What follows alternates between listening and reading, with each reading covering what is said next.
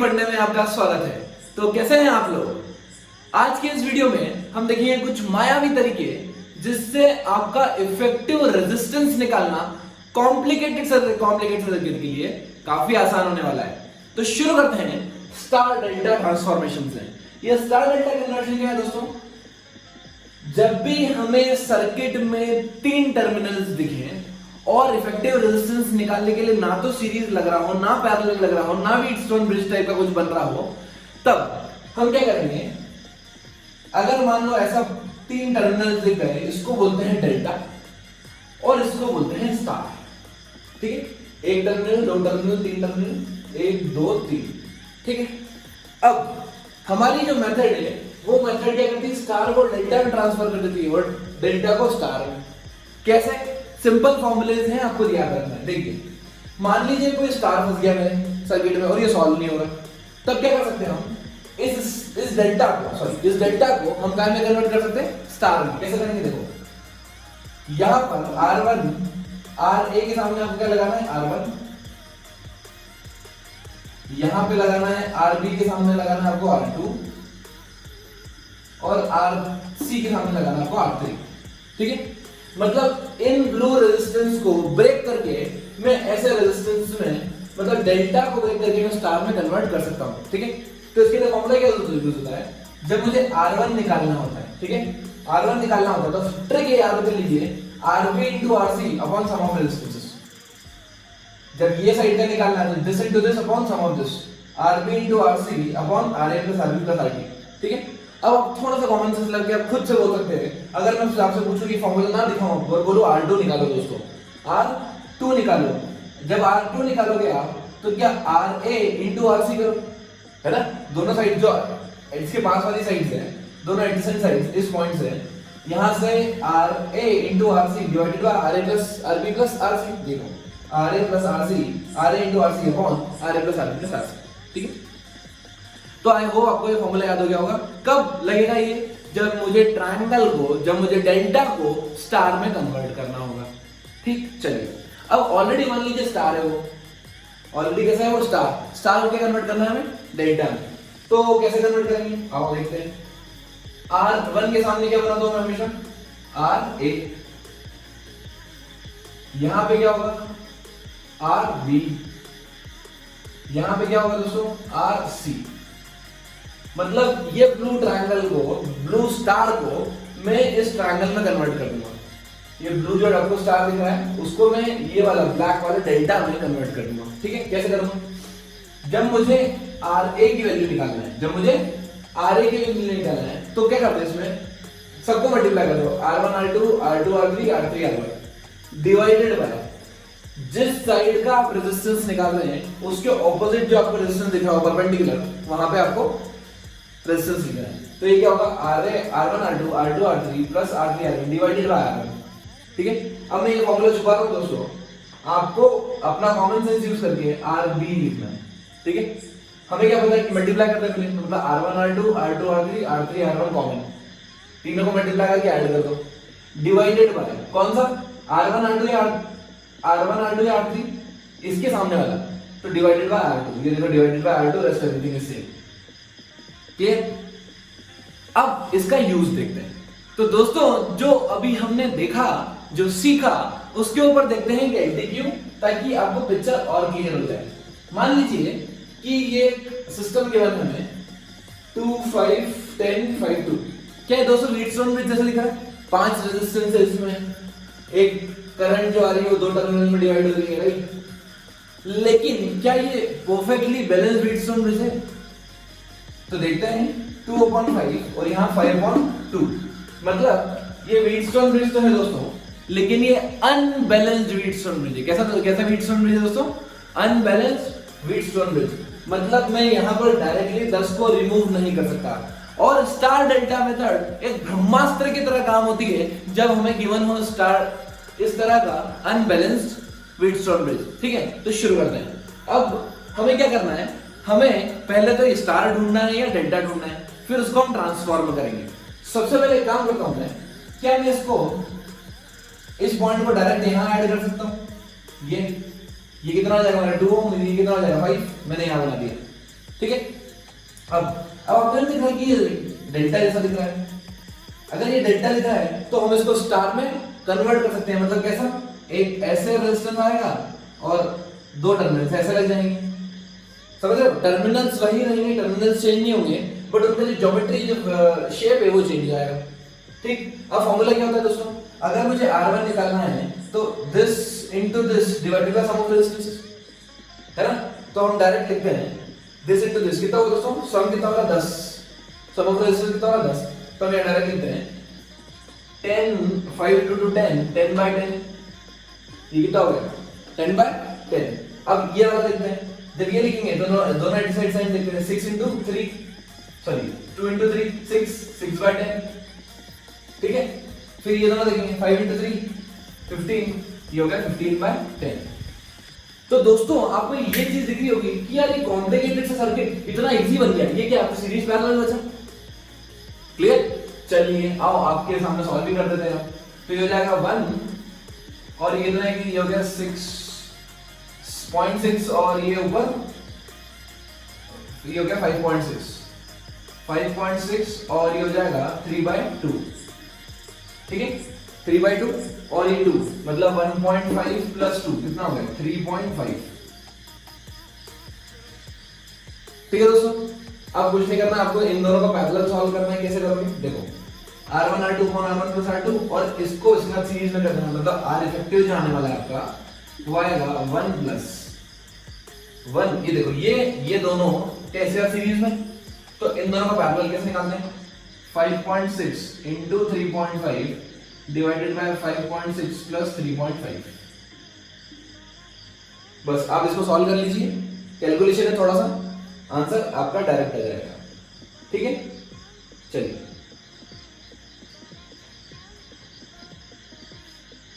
मायावी तरीकों की श्रृंखला जारी है। अब यहां हम देखेंगे एक और तरीका जिससे आप कॉम्प्लिकेटेड सर्किट्स को ऐसे सॉल्व करेंगे, और वो है सिमेट्री मेथड। तो हमारे पास दो तरह की सिमेट्रिक मेथड्स हैं। इस सिमेट्रिक सर्किट को सॉल्व करने के लिए हमारे पास दो तरह की सिमेट्रिक मेथड्स हैं, एक है फोल्डिंग सिमेट्री और दूसरी है प्लेन सिमेट्री, ठीक है। अब ये होती क्या है, मैं आपको एक प्रॉब्लम में दोनों सिमेट्री समझा दूंगा, उसके बाद अपन 2-3 प्रॉब्लम और करेंगे, आपको एकदम फील आ जाएगा कि भाई मैं कोई सा भी इक्विवेलेंट रेजिस्टेंस निकाल सकता हूं, ठीक है। शुरू कर दे। लेकिन एक बात आपको ध्यान रखना है दोस्तों, एक बात आपको शुरू करने के पहले ध्यान रखना है, सबसे पहले आप देखेंगे किसी भी सर्किट में खूबसूरती। सबसे पहले आपको सॉल्व करना है सीरीज पैरेलल। अगर सीरीज पैरेलल नहीं लगते हैं तब आपको सॉल्व करना है व्हीटस्टोन ब्रिज। अगर व्हीटस्टोन ब्रिज नहीं लगता है, अनबैलेंस्ड व्हीटस्टोन ब्रिज बनता है, तब आपको लगाना स्टार डेल्टा मेथड। और अगर स्टार डेल्टा मेथड भी नहीं लग रही है तो आपको देखना है सिमेट्री। सीक्वेंस है आपको फॉलो करना है।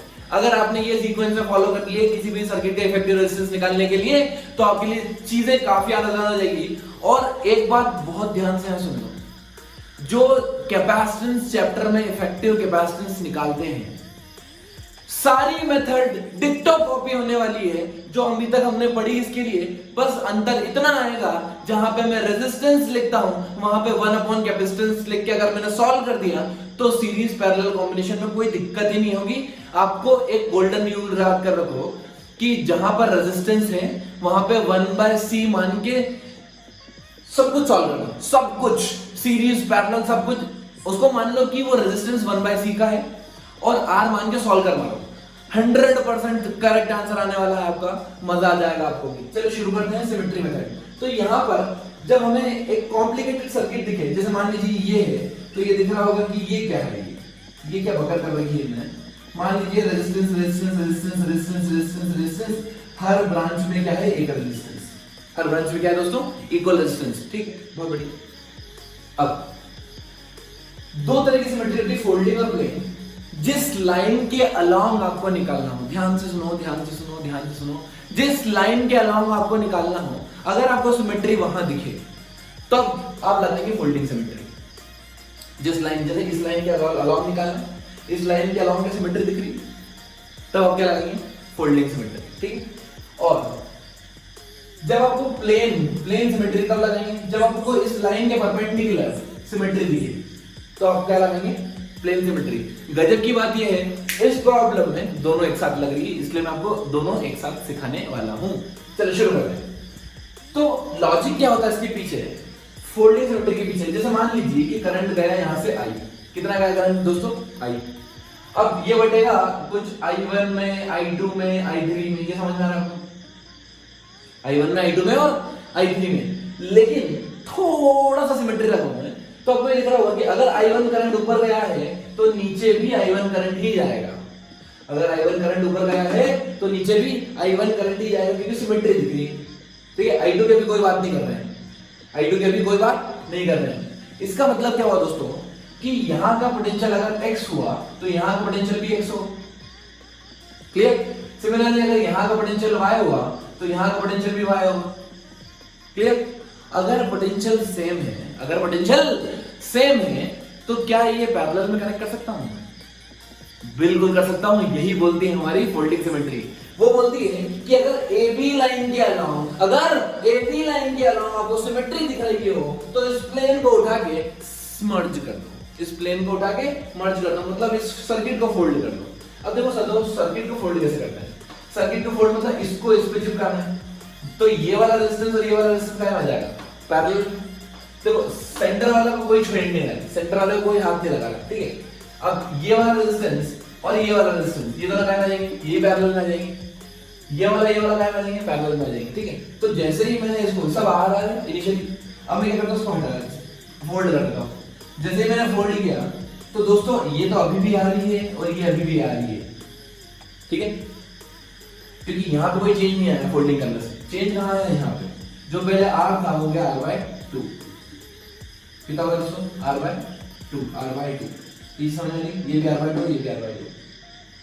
ठीक है। तो अपन ने आधा सवाल तो कर दिया, लेकिन अभी भी जिंदगी आसान नहीं है। देखो ना तो मेरे को सीरीज दिख रहा है, ना पैरेलल दिख रहा है, ना कुछ, ना व्हीटस्टोन ब्रिज दिख रहा है। अब क्या करें, अब हम लगाते हैं हमारा एक और ब्रह्मास्त्र। निकालो दोस्तों, ब्रह्मास्त्र निकालो। चलो चलाते हैं। ब्रह्मास्त्र चलाने के लिए हमें क्या लगाना पड़ेगा, यहाँ पे प्लेन सिमेट्री।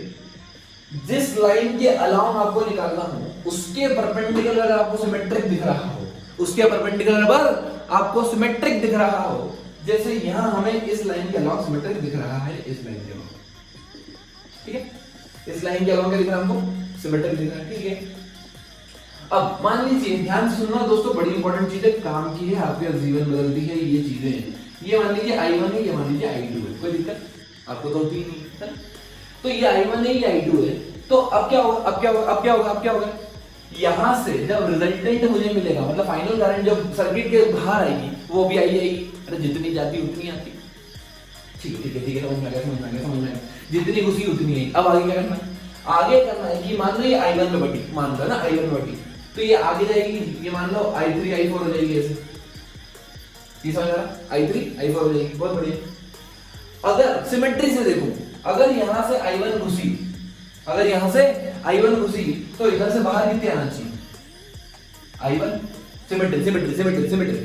अगर यहां से I2 घुसी तो यहां से बाहर कितनी आना चाहिए, I2 symmetry symmetry symmetry symmetry. अब भैया इस प्लेन के बहुत सिमेट्री है ना, तो जितनी घुसनी चाहिए उतनी बाहर आनी चाहिए। जैसे ही आपको सिमेट्रिक दिखे, इसका मतलब क्या हुआ, इसका मतलब यह हुआ कि ये जो पॉइंट है, ये वाला पॉइंट इन्हें अपने को सिर्फ बेवकूफ बनाने के लिए दे रखा है। क्यों, क्योंकि ये वाली देखो, ये वाली जो करंट है वो यहां से ऊपर जा रही है ऐसे I4, तभी तो I3 प्लस I4 बल्कि I1 बनेगा। जो I1 प्लस I1 था, यहां से I1 क्या था, I3 प्लस I4, फिर यहां से I3 प्लस I4 बन के वापस I1 बन जाएगा। ठीक है। और दूसरी चीज, अगर ये I2 है तो ये सीधे I2 तभी निकलेगा जब यहाँ पे कोई इसका डिस्ट्रीब्यूशन नहीं होगा। इसका मतलब मैं इस पॉइंट को ब्रेक कर सकता हूँ, यहां से ये ब्रेक कर दिया। इसका मतलब अगर ये पॉइंट को अगर मैं यहां ज्वाइन ना करते हुए ऐसे कर बना दो ऐसा, तब भी ये सर्किट में कोई चेंज नहीं किया है आपने। और अगर आपने सर्किट में कोई चेंज नहीं किया है दोस्तों, तो आपकी जिंदगी तो आसान दिख ही रही होगी आपको। कैसे, अब आपको लगाना है सीरीज पैरेलल। देखो ये दोनों कायम है, ये R/2 है ना सारे दोस्तों, कंफ्यूज बिल्कुल भी ना हो। ये सारे क्या है, R/2 है ना। अब R/2 और R/2 ये दोनों कायम आ गए सीरीज में, तो इन दोनों का इफेक्टिव कितना हो गया, R। कितना हो गया दोस्तों, R। ये इफेक्टिव हो गया R। फिर r और r/2 का में ये दोनों पैरेलल में, तो हम निकाल लेते हैं r × r/2 upon r/2 plus r/2, तो कितना हो गया r/3 हो गया, है ना। मतलब ये दोनों हटा के मैं r/3 डायरेक्ट लिख सकता हूँ, ठीक। अब ये तीनों क्या होगा दोस्तों सीरीज में, तो कितना हो गया r/2 plus r/2 r plus r/3, या 4r/3 लिखूं, इसको हटा के 4r/3। अब दोस्तों ये r और r की, तो ये दोनों सीरीज में, तो ये कितना हो गया, ये हो गया मतलब 2r, ठीक है।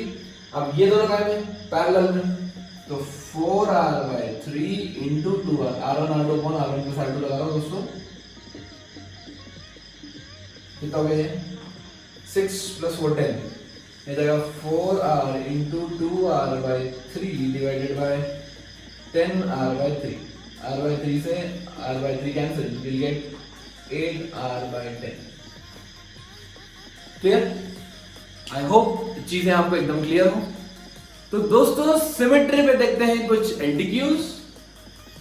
यहां पर हमें ऐसा फिगर गिवन है और ए और बी के अक्रॉस निकालना है, राइट। अब ए और बी को ऐसे ही मान सकते हैं, कोई फर्क नहीं पड़ता उससे, ये पॉइंट भी मान सकते हैं, ठीक है। अब ये लाइन है इसकी ए बी मतलब जहां पे हमें इफेक्टिव रेजिस्टेंस निकालना है बोला है, हाँ, क्योंकि ए बी के अलाउंग और ए बी के परपेंडिकुलर देखते हैं सिमेट्री। अब यहां देखो इस लाइन की क्या आपको फोल्डिंग सिमेट्री दिख रही? नहीं। क्या आपको प्लेन सिमेट्री दिख रही? हाँ, प्लेन सिमेट्री दिख रही। इसका मतलब ये सिमेट्रिक है इस एक्सिस के अबाउट, सिमेट्रिक है ये इस एक्सिस के अबाउट, ठीक है। अब ये वाला जो पॉइंट है, क्या इस पॉइंट को मुझे ब्रेक करना, ठीक है। तो सिमेट्री कहती है कि जितना यहां से आएगा उधर सिमेट्रिक निकल जाएगा, जितना इधर से आएगा सिमेट्रिकली उधर से निकल जाएगा। तो ये पॉइंट को मैं ब्रेक करता हूं ऐसे, ठीक है। दोस्तों आपको ध्यान रखना है कि ये सर्किट ऐसे जुड़ेगा और ये वाला सर्किट ऐसे जुड़ेगा। सिमेट्री ये होती है कि इधर से जितना आया उधर गया, इधर से जितना आया उधर गया, ठीक है। अगर आपने गलती से ऐसे तोड़ दिया तो फिर गलत हो जाएगा, ठीक है। सिमेट्री बोलती है कि जितना करंट इधर से आया उधर ही गया, तो आपको वही चेन कंसीडर करना है, ठीक है। इस तरह की सिमेट्री होती तो केस अलग होता, लेकिन अभी सिमेट्री कैसी है ये, तो आपको ऐसे ब्रेक करना है। अब क्या होगा दोस्तों, अब ये देखो ये दोनों सीरीज में आ गए, फिर इसके साथ ये पैरेलल में हो जाएगा, सिमिलरली ये इसके सीरीज में, ये इसके साथ पैरेलल में, करेक्ट। अब उसके बाद ये अलग रेजिस्टेंस रखना, ये पूरा और ये तीनों पैरेलल सीरीज में और फिर इसके साथ पैरेलल में, ठीक है। कैलकुलेशन दोस्तों प्योर आपको करना है और आंसर निकालना है। सिमिलरली क्वेश्चन ये देखते हैं, ये कुछ अजीब सा फिगर दिख रहा है, ठीक है। अब यहाँ पे आपको दोनों सिमेट्री दिख रही होगी दोस्तों, दिखी। हाँ, ये हमारी फोल्डिंग और ये हमारी, क्लियर। चलो इसको एक काम करता हूँ, मैं चाहूं तो फोल्डिंग सिमेट्री ना भी लगाऊं तब भी काम हो जाएगा। कैसे? देखो दोस्तों, मुझे सबसे पहले प्लेन सिमेट्री लगाता हूं। प्लेन सिमेट्री लगाते ही मुझे पता पड़ गया जितनी करंट यहां से आएगी उतनी करंट यहां निकल जाएगी, और जितनी करंट यहां से आएगी उतनी करंट यहां निकल जाएगी, ठीक है। इसका मतलब जंक्शन का कोई रोल नहीं है, तो जंक्शन को मैंने हटा दिया, ठीक है। जैसे ही मैंने जंक्शन हटाया तो क्या हुआ दोस्तों, ये तो रेजिस्टेंस आर है ही नहीं। अब ये रेजिस्टेंस कैसे होगा, यहाँ पे ये रेजिस्टेंस हो गए इधर से ऐसे जुड़ गए, ये इधर से ऐसे जुड़ गए, ठीक है। अब आपको दिख रहा होगा कि ये सीरीज पैरेलल कॉम्बिनेशन बन रहा है।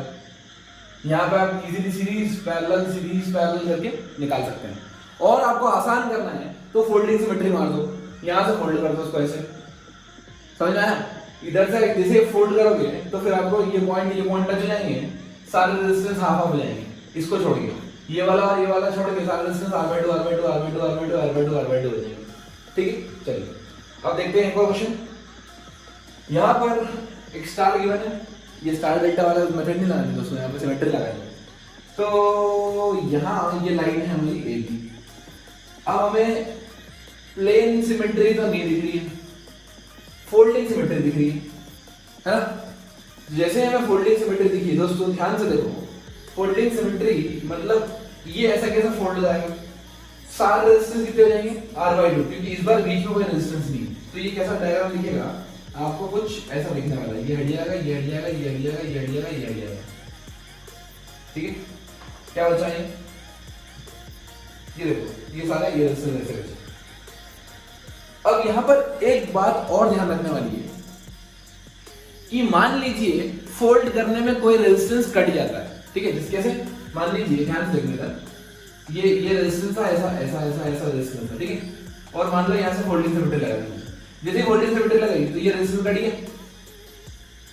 ठीक है। कौन सा रेजिस्टेंस कट गया? देखो दोस्तों ये वाला रेजिस्टेंस, ये वाला रेजिस्टेंस कट गया। जैसे ही फोल्डिंग सिमेट्री लगाता हूं मैं और अगर कोई रेजिस्टेंस कट जाए, हाफ हो जाए, ठीक है, तब उस रेजिस्टेंस को निकाल दो, उस रेजिस्टेंस को निकाल दो। आपको ये प्रॉब्लम मैंने इसीलिए लिया है, आपको ये चीज सिखाने के लिए कि जैसे ही आप फोल्ड करोगे सिमेट्री होना चाहिए। सिमेट्री होने के बाद अगर आप फोल्ड करोगे और कोई रेजिस्टेंस कट गया तो वो रेजिस्टेंस को आप सर्किट से निकाल दीजिए। वो रेजिस्टेंस कोई काम का नहीं है, वो सर्किट से निकल गया। अब ये सर्किट ऐसा बन गया, ये दोनों सीरीज में, इसके बाद पैरेलल में, ये दोनों सीरीज में, इसके बाद पैरेलल में, फिर सब सीरीज में।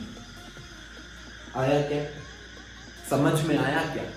बस अगर आप इस तरह से क्वेश्चन करते गए, देखो अगर आपको इन सब के सॉल्यूशंस चाहिए तो please follow us on Instagram, सारे सॉल्यूशंस आपको वहां पर अवेलेबल हो जाएंगे, ठीक है। आइए दोस्तों अब लेते हैं हम एक स्टैंडर्ड प्रॉब्लम जो आपको काफी सारी बुक्स में मिल जाएगा और एचसी वर्मा में आपको बहुत अच्छे से उन्होंने एक्सप्लेन भी किया है। यहां पर मैं एक लेता हूं एंटी क्यूब, और ये एक क्यूब है जिसकी हर साइड का रेजिस्टेंस इक्वल है दोस्तों, हर साइड का रेजिस्टेंस इक्वल है। अब मैंने पॉइंट के नाम दे दिए 1 2 3 4 5 6 7 8, ठीक है। आप एक अपना रूम कंसीडर कर लीजिए, रूम में वो वाला पॉइंट को आप मान लीजिए 1, और फिर मैं क्लॉकवाइज घूम रहा हूँ। क्लॉकवाइज मतलब ऐसे, ऊपर से देखेंगे तो क्लॉकवाइज, ऊपर से देखोगे तो क्लॉकवाइज, नीचे देखोगे तो एंटी क्लॉकवाइज, मतलब 1 2 3 4 1 2 3 4, फिर नीचे आ जाओ, फिर क्लॉकवाइज चलो 5 6 7 8। क्लियर? चलिए ना, हमें 3 तरह के क्वेश्चंस पूछे जाते हैं। The resistance about body diagonal, resistance about body diagonal, face diagonal and side about any edge, ठीक है। क्या पूछ सकते हैं वो, जैसे 1 2 के बीच में बताओ इफेक्टिव 1 4 3 4 2 4, ये क्या है दोस्तों? ये एज है। 1 2 के अबाउट, 3 4 के अबाउट, तो बहुत सारी एज, कितनी टोटल होगी? 12 है। सिमिलरली वो मुझे फेस डायगोनल के अबाउट पूछ सकते हैं। फेस डायगोनल कैसे होंगे? जैसे मान लीजिए ये ऊपर का फेस है तो 1 और 3 के अबाउट 1 3, या फिर मैं 2 4, या नीचे भी ले सकते हैं 4 6 1 5, किसी के अबाउट, ठीक है। ऐसे बहुत सारे। अब बॉडी डायगोनल ऐसे कितने होंगे? देखो 6 फेसेस है टोटल, तो सिर्फ 6 केस पॉसिबल है मेरे पास। कितने फेस है? 6 फेस, 12 एज। अब बॉडी डायगोनल देखते हैं दोस्तों। बॉडी डायगोनल कैसे पॉसिबल है? एक उस एंड से लेके इस एंड तक एक, सिमिलरली इस एंड से लेके उस एंड तक 2, और 2 यहां पे भी होंगे, तो टोटल 4 बॉडी डायगोनल बना सकते हैं। सबके अबाउट आंसर सेम ही आने वाला है, इसलिए मैं डायरेक्ट बॉडी डायगोनल ले लेता हूं। मान लीजिए 1 और 8 ले लिया मैंने, 1 8, ठीक है, 1 8 ले लो, या फिर 2 5 ले लो, ऐसे 4 बनते हैं, ठीक है। हमें इसमें ना उलझते हुए हमें ये निकालना है कि इसको इफेक्टिवली फाइंड कैसे करेंगे, ठीक है। चलिए सबसे पहले एक काम करता हूं मैं कि बैटरी कनेक्ट करता हूं। बैटरी कनेक्ट करने का क्या फायदा होता है दोस्तों? जिस पॉइंट के अबाउट आपको निकालना हो, ध्यान से सुनिए, जिस पॉइंट के अबाउट आपको निकालना हो, आप उन दोनों पॉइंट के अक्रॉस अगर आप बैटरी कनेक्ट करते हैं और मेरा रिजल्ट निकालने V = I × R, तो जो R आता है ना वो R इफेक्टिव बन जाता है। मैं समझा रहा हूं। सबसे पहले हम देखेंगे बॉडी डायगोनल के लिए, मतलब मैं 1 और 8 के बीच में एक बैटरी कनेक्ट कर देता हूं, ठीक है।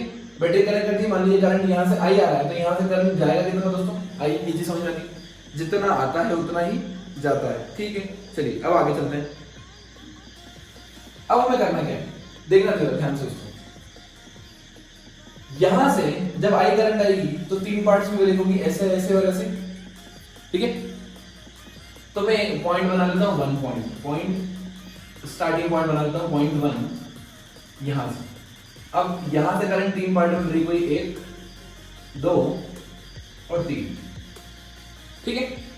चलिए अब यहां से क्या होगा?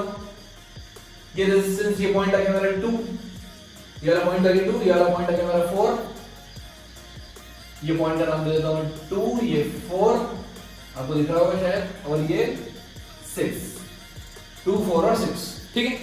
चलिए अब ये जो 2 वाला पॉइंट है थोड़ा सा बड़ा बढ़ाऊंगा दोस्तों, 2 4 और 6, 4 और 6, ठीक।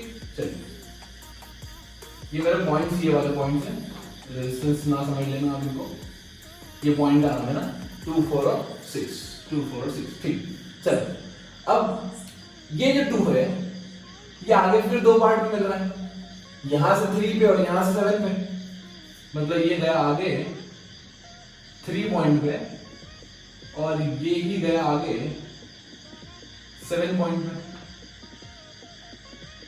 है ना दोस्तों, 3 पे और 7 पे। 2 से कहां गया, दो जगह, 3 पे और 7 पे, ठीक है। सिमिलरली जो मेरा फोर्थ वाला पॉइंट था, फोर्थ वाला पॉइंट वो कहां जाएगा, वो जाएगा एक तो 5 पे और 3 पे। सिमिलरली 6 वाला पॉइंट है वो कहां जाएगा, एक तो 7 पे और 5 पे, ठीक है। तो मैं यहां पर ड्रॉ करता हूं, ये इधर से बनाया मैंने, ये पॉइंट 6 वाला जो पॉइंट है वो 7 और 5, तो यहाँ ड्रॉ करता हूँ 7 और ये 5। हालांकि आपको ये दिख रहा होगा कि ये दोनों मैच कर रहे हैं 7 7, तो मैं इनको क्लब भी कर सकता हूँ, ठीक है। अभी करूँगा आगे में। फिर ये 4 है, तो 4 को कैसे ब्रेक किया मैंने, 3 और 5 में, इसको ब्रेक किया मैंने 3 और 5 में ना। अब हम क्या करते हैं, ये जो पॉइंट्स हैं, जो कॉमन पॉइंट्स दिख रहे हैं जैसे 3 7 और 5, इनको मैं मिला देता हूँ। तो मैं मान लीजिए इस पॉइंट में मैंने इन दोनों को मिला दिया, ठीक है। सिमिलरली 7 पॉइंट्स को मैंने यहां मिला दिया, 7 7, और जो 5 वाले पॉइंट्स हैं उनको यहां मिला दिया, ये 5 5, ठीक है। अब देखिए यहां तक हमारा काम हो चुका है। अब ये जो 3 पॉइंट है, 3 से जो फाइनल रेजिस्टेंस मिलेगा, 3 और 8 के बीच में एक रेजिस्टेंस और मिलेगा। सो ये जो पॉइंट है वाला दोस्तों, जो 3 पॉइंट मिला है, ये 3 है, ये 7 है और ये 5 है ना, इफेक्टिव दोनों का ऐड करते हैं। फिर हमें एक रेजिस्टेंस मिला है यहां से R, जो 8 पॉइंट पे जाता है, राइट। यहां से 8 रेजिस्टेंस आएगा 1 पॉइंट पे, यहां से भी 7 पॉइंट देते हैं। 7 कहां है, क्लियर, 7 से आता है 8, 7 से आएगा 0.8 पे, और 5 से भी जाएगा 8 पे, तो यहां से 5 गया 8 पे, ठीक है। अब इन तीनों पॉइंट को भी आप जोड़ सकते हैं क्योंकि ये फाइनल पॉइंट है हमारा। तो ये डायग्राम कुछ ऐसा बना है, ठीक है। सारे रेजिस्टेंस बना दिए मैंने, ऐसे ऐसे ऐसे ऐसे ऐसे ऐसे, ये, ठीक। चलिए अब आपको सिमेट्री से दिख रहा होगा दोस्तों, क्या दिख रहा होगा, सिमेट्री से दिख रहा होगा कि जैसे ही करंट आई और ये बॉल डायग्राम है, तो क्या करंट बराबर बराबर फ्लो हो जाएगी। अगर करंट बराबर बराबर फ्लो हो गई, इसका मतलब क्या पोटेंशियल इन पॉइंट के सेम होना चाहिए। अगर पोटेंशियल सेम होना चाहिए तो दोस्तों इनको क्या क्लब कर दूं, मतलब क्लब कैसे करेंगे, ध्यान से देखिए इधर, एक रेजिस्टेंस, ये दूसरा और ये तीसरा, इन तीनों का एक कॉमन पॉइंट आ जाएगा, एक कॉमन पॉइंट ले लीजिए, ठीक है। ये तीनों रेजिस्टेंस है, हमने ऐसा बना लिया। अब ये भी सिमेट्रिक है, क्यों, क्योंकि पोटेंशियल सेम है, तो मैं ऐड कर रहा हूं। अब देखिए इसको कितने रेजिस्टेंस जुड़ेंगे, 1 2 3 4 5 6, इस पॉइंट के बीच में 1 2 3 4 5 6, ये 6 रेजिस्टेंस जोड़ दी। अब ये 1 2 3, तो यहां से 1 2 और ये 3, ठीक है दोस्तों। इस सर्किट को जब सिमेट्री से हमने ऐसे कन्वर्ट कर लिया, अब क्या होगा, अब लेते हैं इन तीनों का इफेक्टिव कितना होगा, ये तीनों सबका है मैं पैरेलल में, तो ये जाएगा R/3, और ये क्या है R/6, और ये क्या है R/3। दोस्तों आपको A और B पॉइंट मिल गया, मतलब 1 और 8 पॉइंट मिल गया। 1 और 8 के बीच में, ध्यान से 1 और 8 के बीच में ये तीनों आपका यहाँ है सीरीज में, तो सबको ऐड करना डायरेक्टली, तो क्या जाएगा R/3 plus R/3 plus R/6, ठीक है। तो अब एक काम करो, इसको लिखता हूं मैं कितना हो जाएगा ये 2r/6 2r/6 4r/6 plus r/6 ये क्या मेरा 5r/6 और यही हमारा आंसर है। ठीक है दोस्तों,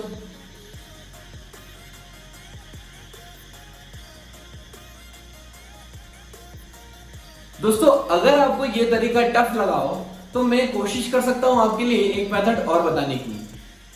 कैसे, हम देखते हैं हमने क्या कंसीडर किया। मान लीजिए एक बैटरी कनेक्ट की हमने इसके अक्रॉस, किसके अक्रॉस दोस्तों 0.108 के अक्रॉस बैटरी कनेक्ट की, बैटरी से करंट गया आई।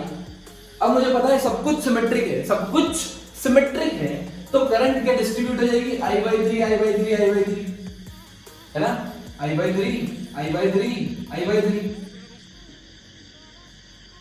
क्लियर।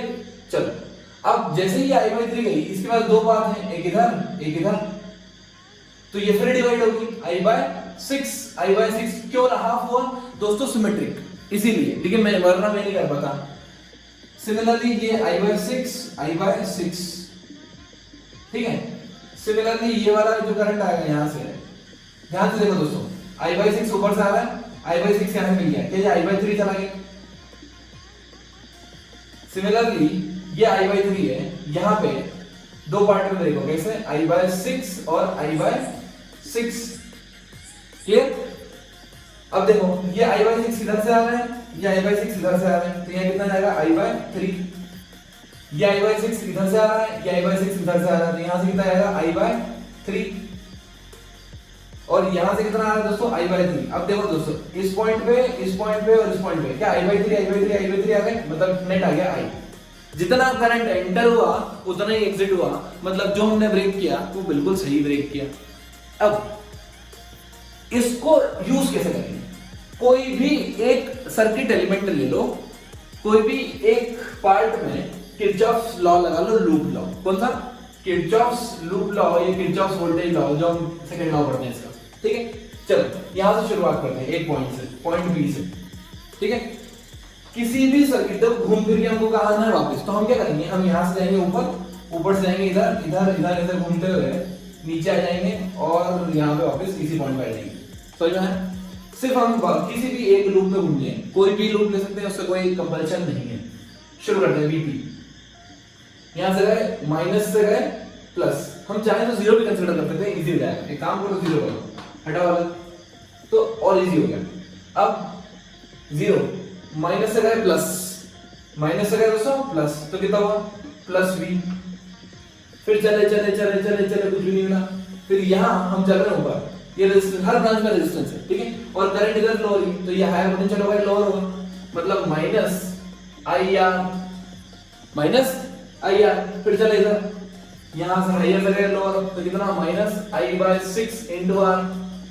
ठीक है, फिर चले इधर, ये कितना हो गया माइनस I/3 into R, फिर चले चले चले चले और वापस यहीं पे आ गए इक्वल टू 0। क्लियर, तो ये हो जाएगा I/V equal to I/3 plus I/6 plus I/3 into R।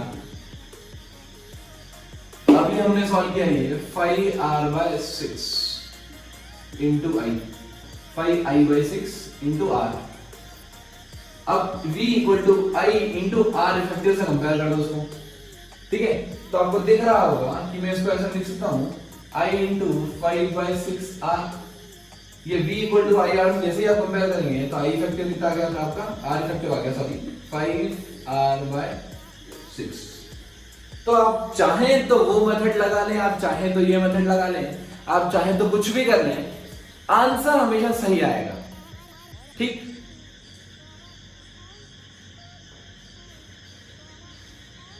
तो चलिए दोस्तों लेते हैं अगला केस। इस केस में हमें किसी भी एक साइड के अलाउंग इफेक्टिव रेजिस्टेंस निकालना है। क्या निकालना है, साइड के अलाउंग। तो कोई सी साइड ले सकते हैं, जैसे मान लीजिए 5-6 ले ली या 1-4 ले लिया या 2-3 ले लिया।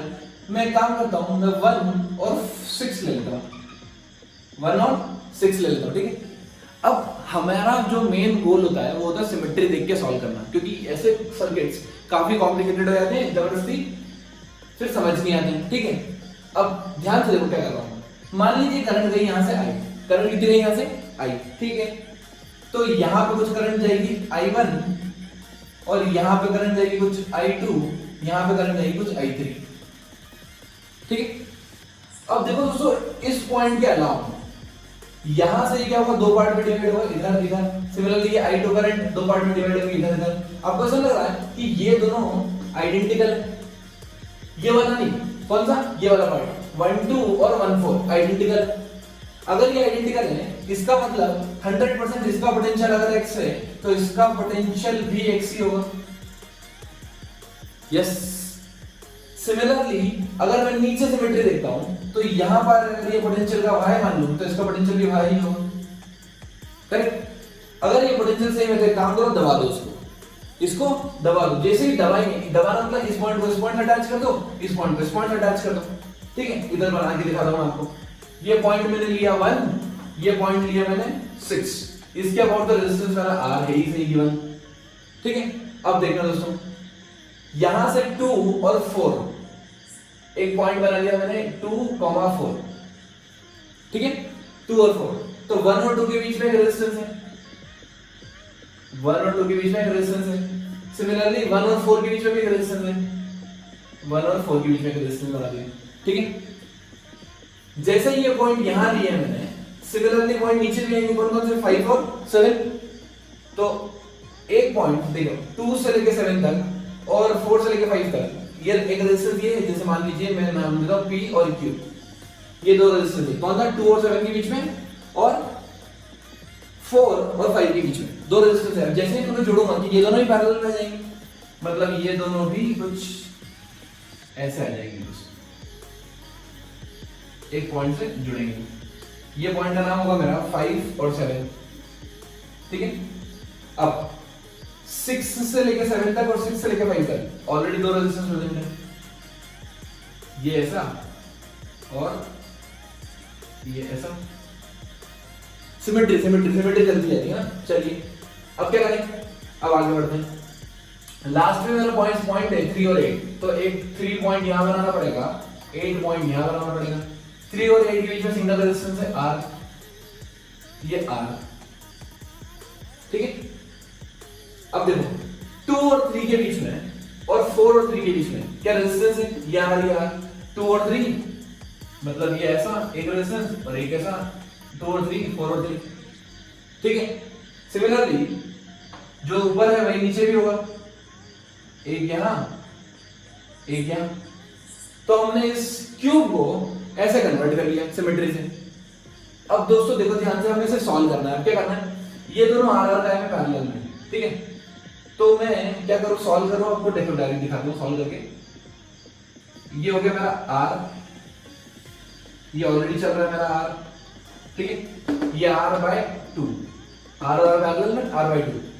सिमिलरली ये कितना हो गया R/2, ये कितना हो गया R/2, ये कितना हो गया R/2, ये कितना हो गया R, ये कितना हो गया R/2। ठीक है, देखो जहां जहां पैरेलल है दोस्तों, जहां जहां आपको पैरेलल दिख रहे हैं वहां वहां क्या करना, R/2 R/2 R/2 R/2 R/2। ये 5 जगह R/2 है, 1 2 3 4 और 5, 1 2 3 4 5। ठीक है, चलो अब हमें इसके अबाउट निकालना, पॉइंट P और Q के अबाउट, पॉइंट P और Q के अबाउट। मतलब हमारा A और B लेते हैं, यूजुअली A और B लेते हैं, तो A और B ले लीजिए। अब ये तीनों का है, ये दोनों सीरीज में R/2 plus R/2 plus R कितना हो गया 2R हो गया। इन तीनों को हटा के मैं 2R लिख दूं दोस्तों। अभी 2R और R/2 में आ गए, पैरेलल में आ गए, तो इनका निकाल लेते हैं, इफेक्टिव कितना होगा R/2 प्लस 2R बराबर आ गया, तो कितना हो जाएगा 4 + 1 5, 2R/5 आ गया।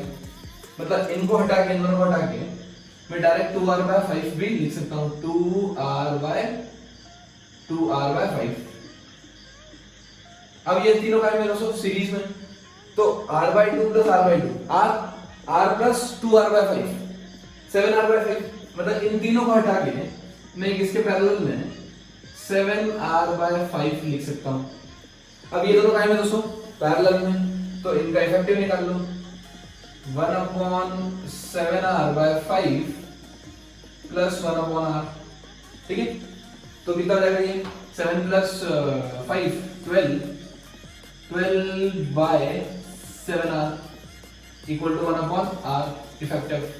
तो कितना हो गया 7r/12, this will give me r effective. तो दोस्तों थोड़ी सी मेहनत जरूर लगी, लेकिन आंसर रिजल्ट हमारा एकदम एक्यूरेट आया है 7r/12। और आपको इसी तरीके से सॉल्व करना है, इसमें आपको सिमेट्री भी देखना है, किस पॉइंट को जोड़ना है वो भी देखना है। ये सब आएगा आपको प्रैक्टिस से। The more you will practice the more you will get. So एक पॉइंट और देखते हैं हम। अब क्या बचा है हमारा, फेज डायग्राम, ठीक है। तो आइए दोस्तों, अब हम निकालेंगे अबाउट फेज डायग्राम, ठीक है। फेज डायग्राम मतलब 6 फेज होते हैं, उसके किसी भी डायग्राम क्या हो, हर फेज में 2-2 डायग्राम पॉसिबल है, तो आप टोटल 12 फेज डायग्राम देख सकते हैं। जैसे फॉर एग्जांपल लूं मैं, अगर ऊपर वाली सरफेस देखो तो 1 और 3, 2 और 4, ये वाली सरफेस तो 1 और 5, 4 और 6, ठीक है। करना हमें सिमेट्री ही है, इसके अलावा हमें कुछ आता भी नहीं है, ठीक। चलिए हम निकालते हैं 1 और 3 के बोर्ड। तो 1 और 3 के बोर्ड सिमेट्री कनेक्ट कर दो, ऐसे कनेक्ट कर दिए, ठीक है। मान लीजिए बैटरी कनेक्ट हो गई। अब करंट इधर से कितनी फ्लो हुई, आई 1 और 3 के बोर्ड। ध्यान से देखना दोस्तों, अगर मैं 1 और 3 पॉइंट लेता हूं तो आपको ऐसा लग रहा है कि सिमेट्रिक सर्किट हो गई है। अगर करंट I1 गई तो यहां से I1 गई, बोलो बोलो बोलो, मतलब अब मेरा जो सेम पोटेंशियल पाएंगे पॉइंट वो ये और ये आएंगे, ऐसे ऐसे सिमेट्री। ऊपर से देखो, उसको एक बॉक्स लो, उसको ऊपर से कैसे खींचो तो आपको दिखेगा कि हाँ सिमेट्रिक है ना। तो मैं क्या करता हूं, मैंने तो ये वाला पॉइंट मेरा 1 है, ये वाला पॉइंट मेरा 3 है, इंटरमीडिएट पॉइंट क्या बना मेरा 2,4, क्योंकि मुझे पता है कि इसकी पोटेंशियल P ही होगा, इस पे पोटेंशियल P होगा, इस पे पोटेंशियल V होगा, दोनों में पोटेंशियल क्या होने वाला है दोस्तों, सेम होने वाला है, ठीक है। अब एक पॉइंट में लेता हूं 6 नीचे, ये पॉइंट लिया मैंने 6, सिमिलरली ये पॉइंट यहां पे 3 के नीचे क्या आएगा 8, यस 1 के नीचे 6, 3 के नीचे 8, ठीक है। सिमिलरली ये दो पॉइंट जैसे 2 और 4 थे, 7 और 5 भी क्या होंगे, 7, 5 भी क्या होंगे, इंटरमीडिएट पॉइंट्स होंगे, है ना। चलिए अब शुरू करते हैं। 1 और 6, 3 और 8 के बीच में तो एक रेजिस्टेंस है डायरेक्ट, तो यहां पे दिमाग लगाना ही नहीं है। 1 और 2, 1 और 4 इनके बीच में क्या है दोस्तों, 1 और 2 और 1 और 4 के बीच में रेजिस्टेंस है, तो हमें दो रेजिस्टेंस लगाना है, एक यहां और एक यहां। सिमिलरली 2 और 3, 4 और 3 के बीच में फिर दो रेजिस्टेंस है, तो मैं डायरेक्ट बना दूं ऐसे, है ना, वो रेजिस्टेंस है मान के चलना। अब 2 और 7 के बीच में एक रेजिस्टेंस है, 2 और 7 के बीच में एक रेजिस्टेंस है, 4 और 5 के बीच में एक रेजिस्टेंस है, 4 और 5 के बीच में एक रेजिस्टेंस है, दो रेजिस्टेंस हमने यहां लगा दिए, ठीक है। सिमिलरली जो ऊपर सर्किट है नीचे भी जाएगा, इसके बीच में और इसके बीच में, ठीक है। हमें करना है, हमें निकालना है 1 और 3 के बीच में इफेक्टिव, 1 और 3 के बीच में इफेक्टिव। चलो इधर इसको डायग्राम बनाते हैं। ये कितना है R और R पैरेलल में R/2, मतलब अगर डायग्राम ड्रॉ करो इसका तो ये कुछ ऐसा डायग्राम बनेगा। यहाँ पे पॉइंट मेरा A हो गया, यहाँ पे पॉइंट मेरा B हो गया, ये हो गया R/2, ये भी हो जाएगा R/2, ये भी हो जाएगा R/2, यहाँ और यहाँ R ही रहेंगे दोस्तों, यहाँ हो जाएगा R/2 और यहाँ भी हो जाएगा R/2, ठीक है। तो इतनी चीज आपको आई होप क्लियर होगी कि क्या कहाँ पे R/2 आ जाएगी, जहाँ पे सब मैच जो है, सिर्फ ये और ये साइड है जहाँ पे सिर्फ R है। अब ना तो सीरीज बन रहे हैं ना पैरेलल बन रहे हैं, बट ये हो रहा है कि ये और ये सीरीज में, मतलब R और R को मैं हटा के 3R/2 लिख दूं, ये दोनों सीरीज में। सिमिलरली R और R को हटा के 3R/2 लिख दूंगा, ठीक है। चलिए ये पॉइंट मैं इधर कंसीडर करने की बजाय इधर भी कंसीडर कर सकता हूं, क्योंकि सेम पॉइंट है, सब सारे भी बता दो। अगर पोटेंशियल यहां से अगर सेम है तो वहीं भी लगा दो, है ना। अब ध्यान से देखो दोस्तों, ना तो सीरीज बन रहा है ना पैरेलल। थर्ड स्टेप क्या होती है मेरी, थर्ड थिंग होती है कि मुझे देखना है बैलेंस व्हीटस्टोन ब्रिज तो नहीं है। So this upon this is equal to this upon this, yes ये बैलेंस व्हीटस्टोन ब्रिज है। अगर बैलेंस व्हीटस्टोन ब्रिज है तो भाग भाग भाग भाई, ये बीच वाला कोई काम का नहीं है, ये बीच वाला कोई काम का नहीं, वेस्ट। अगर ये वेस्ट है तो हमारी जिंदगी बेस्ट है। अब आंसर आ गया, इधर देखो, ये R और R दोनों का है सीरीज में, तो ये जाएगा कितना इफेक्टिव R हो जाएगा। सिमिलरली 3R/2 और 3R/2 कितना है सीरीज में, तो क्या 3R डायरेक्ट लिख दूं। अब ये दोनों काय में आ गए दोस्तों, पैरेलल में आ गए, तो पैरेलल में डायरेक्ट फॉर्मूला लगा सकते हैं, A into B upon A plus B। तो कितना आ गया दोस्तों 3/4R। ये आपका आंसर आ चुका है किसी भी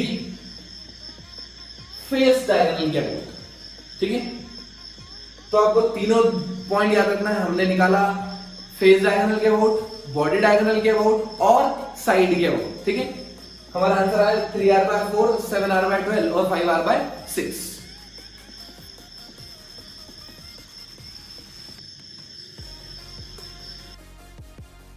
आज जो हंस रहे हैं हम पे, कल लोगों में बात करेंगे हमारे दम पे। Stay motivated, keep learning, keep support.